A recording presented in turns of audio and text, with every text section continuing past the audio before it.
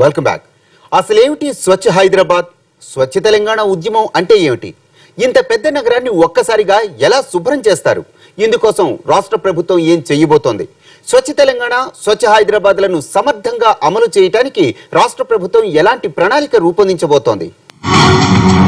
స్వచ్ఛ హైదరాబాద్ ఇప్పటి వరకు దేశంలో ఏ రాష్ట్రంలో కానీ ఏ నగరంలో కానీ ఎవ్వరూ అమలు చేయని ఓ బృహత్తర కార్యక్రమం. తొలిసారిగా హైదరాబాద్ లో చేపట్టబోతున్న ఈ కార్యక్రమాన్ని ఒక ఉద్యమ రూపంలో తీసుకెళ్లబోతున్నారు. నగరంలో 100% పరిశుభ్రత పాటించడమే ధ్యేయంగా ముందుకెళ్లేందుకు అవసరమైన అన్ని ప్రణాళికలు రూపొందించారు. ఇందుకోసం మే 6వ తేదీన తెలంగాణ ముఖ్యమంత్రి కేసీఆర్ అధ్యక్షతన ఓ కీలక సమావేశం కూడా జరిగింది. ఇందులో స్వచ్ఛ హైదరాబాద్ ఉద్దేశం దగ్గర నుంచి సాధించాల్సిన లక్ష్యాల వరకు అన్నిటినీ సమీక్షించారు. Waste management public private partnership में होता है. क्यों होता है? क्योंकि waste management is like a 24/7 service. इसमें आप ये नहीं कह सकते मैं 1 घंटा आराम कर लूं. आप जानते हैं अगर हैदराबाद में एक दिन कूड़ा ना उठे तो क्या समस्या होती है. कितने सारे लाखों मच्छर अचानक से निकल के आ जाते हैं.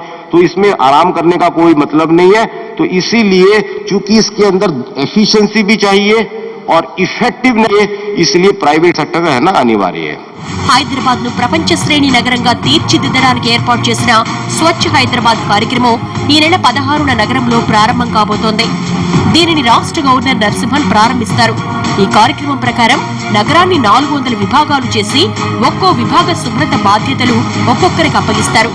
ఇందులో ఉన్నతాధికారులు, ఐఏఎస్, ఐపీఎస్లతో పాటు ప్రజాప్రతినిధులు, ఇతర ప్రభుత్వాధికారులు భాగస్వాములుగా ఉంటారు. వీరందరిలో ఐఏఎస్ అధికారులకు కీలకమైన బాధ్యతలు అప్పగించనున్నారు. మొత్తంగా ఈ కార్యక్రమంలో 40,000 మంది అధికారులు, ప్రభుత్వ సిబ్బంది నేరుగా భాగస్వాములు కానున్నారు. వీరికి తోడు స్వచ్ఛందంగా ముందుకొచ్చే మరో 6,000 మంది స్థానికులు కూడా పాల్గొంటున్నారు. మన హైదరాబాద్ మహానగరంలో టన్నుల కొద్ది చెత్త పేరుకుపోతుంది. ఈ చెత్తని డిస్పోజ్ చేయటం అనేది ఒక పెద్ద సమస్యగా మారింది జిహెచ్ఎంసీకి.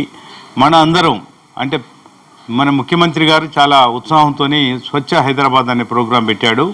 దానికి మన ప్రజలందరం, హైదరాబాదీలో అందరం, హైదరాబాద్ సిటిజన్స్ అందరూ కనుక కోఆపరేట్ చేసినట్లయితే ఇది చాలా గొప్ప కార్యక్రమం. కేవలం చెత్తను తుడిచివేయడమే కాదు, సేకరించిన చెత్తను వేస్ట్ మేనేజ్మెంట్ పద్ధతుల ద్వారా రీసైక్లింగ్ చేసి దాన్ని ప్రాసెస్ చేస్తారు. మరికొంత చెత్తలో విద్యుత్ ఉత్పత్తి చేయడానికి కూడా ప్రయత్నిస్తున్నారు. ఇందుకోసం నగరంలో ఉన్న ప్రతి ఇంటికి 2 డస్ట్బిన్లు ఇస్తారు. ఒక దాంట్లో తడి చెత్త, మరో దాంట్లో పొడి చెత్త వేసుకోవాలి. వారంలో ఓ రోజు తడి చెత్త సేకరిస్తారు, మరో రోజు పొడి చెత్త సేకరిస్తారు. ఈ 2 డస్ట్బిన్ల పద్ధతి బ్రిటన్ అంతా అమల్లో ఉంది. అక్కడ దాదాపు అన్ని దేశాల్లోనూ ఈ విధానమే అమలు చేస్తున్నారు. అదే విధానాన్ని మన హైదరాబాద్ లో అమలు చేయాలన్న ప్రతిపాదనలున్నాయి.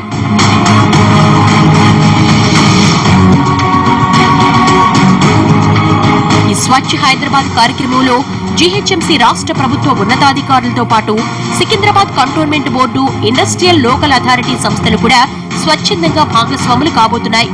ప్రస్తుతానికి హైదరాబాద్ ను 1 లేదా 2 చదరపు కిలోమీటర్ల విస్తీర్ణంలో 4-5 కాలనీలు కలిసి ఉండేలా ఒక యూనిట్ గా గుర్తిస్తారు. ఇలా నగరం మొత్తాన్ని 400 యూనిట్లుగా జీహెచ్ఎంసీ విభజించింది.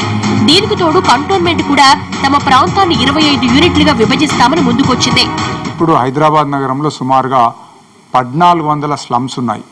అక్కడ వాళ్లకు సరి అయిన మంచినీరు లేదు, డ్రైనేజ్ లేదు.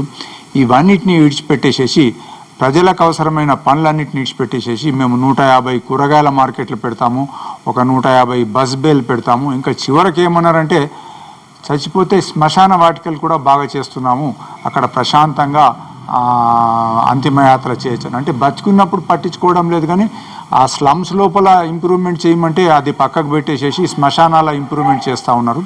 ఇక ఈ కార్యక్రమంలో చెత్తా చెదారం తొలగించడమే కాదు, తద్వారా సమస్య పరిష్కారానికి అవసరమైన సదుపాయాలు తక్షణం సమకూర్చుకునేందుకు రోడ్ల రిపేరు, భవన నిర్మాణ వ్యర్థాలు తరలించడం వంటి ఇతర అవసరాల కోసం ఒక్కో యూనిట్ కి నాయకత్వం వహించే ఒక్కో అధికారికి 50 లక్షల రూపాయలు కేటాయిస్తూ ఆదేశాలు కూడా జారీ చేశారు.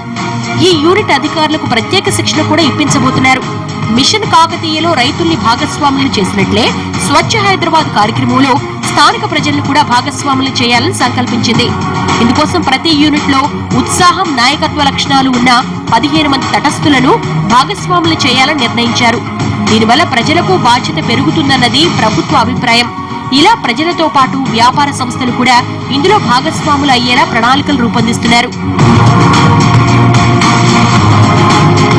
మొత్తంగా చూస్తే ఈ స్వచ్ఛ హైదరాబాద్ అన్నది చాలా గొప్ప నినాదమే. క్లీన్ హైదరాబాద్ అన్నది గొప్ప ఆలోచన అని చెప్పుకోవాలి. ఏ రాష్ట్ర ప్రభుత్వానికి రాని ఆలోచన తెలంగాణ సర్కారుకు రావడం నిజంగా గొప్పదే. స్వచ్ఛ హైదరాబాద్ నినాదమే కాదు, అమలు విధానం కూడా అదే స్ఫూర్తితో కొనసాగాలన్నది అందరి ఆకాంక్ష.